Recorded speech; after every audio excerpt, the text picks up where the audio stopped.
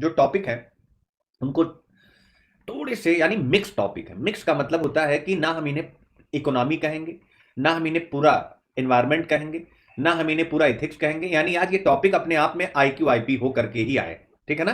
तो चलिए स्टार्ट करते हैं इसमें काम का, यानी हमारे यूपीएससी के लिए क्या क्या है। तो आज का टॉपिक है a clean energy transition plan for India, यानी भारत के लिए एक स्वच्छ ऊर्जा संक्रमण योजना। तो आपका टॉपिक हो गया, ये टॉपिक हो गया, इसको लिख लीजिएगा, clean energy transition plan for India. तो इसको आप बढ़िया से करिए। अगर इस बार पत्रिका आपने पढ़ी होगी अपनी अभिव्यक्ति वाली, तो उसमें भी क्लीन एनर्जी पर बहुत बढ़िया से समझाया गया है। तो a clean energy transition plan for India, Bharat के लिए एक स्वच्छ ऊर्जा संक्रमण योजना।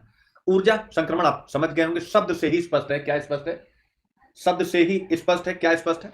यानी हमें जीवाश्म ईंधन से कहां की तरफ जाना है, यानी नवीकरणीय ऊर्जा की तरफ जाना है। इसी को बोलते हैं क्या है? ऊर्जा संक्रमण। नवीकरणीय ऊर्जा यानी सोलर, विंड एनर्जी, इन सब की तरफ हमें जाना है। तो आप यही कॉन्सेप्ट पढ़ रहे हैं, इंपॉर्टेंट क्यों है उस पर हम लोग चर्चा करेंगे। लेखक क्या कहना चाहते हैं? इट आल्सो डेमोन्स्ट्रेट, यानी अगर आप इस कदम को उठाते हैं, आप एक स्वच्छ ऊर्जा संक्रमण के प्लान पर काम करते हैं, तो ये क्या करेगा?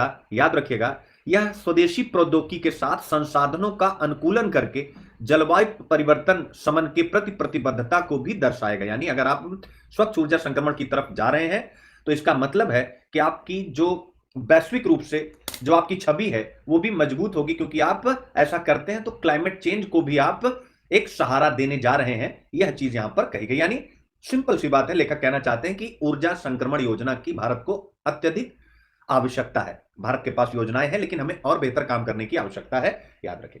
तो क्या क्या टॉपिक है? तो आपके लिए इंपॉर्टेंट हो जाता है कि ऊर्जा संक्रमण क्या है। यानी अगर आप देखें IQ IP, तो IQ IP में अगर हम मेंस पे जाएं, सीधा पहले मेंस पे जाएं अगर, तो GS3 यूनिट देखिए, बुनियादी ढांचा ऊर्जा, यानी हम ऊर्जा पर बातचीत कर रहे हैं।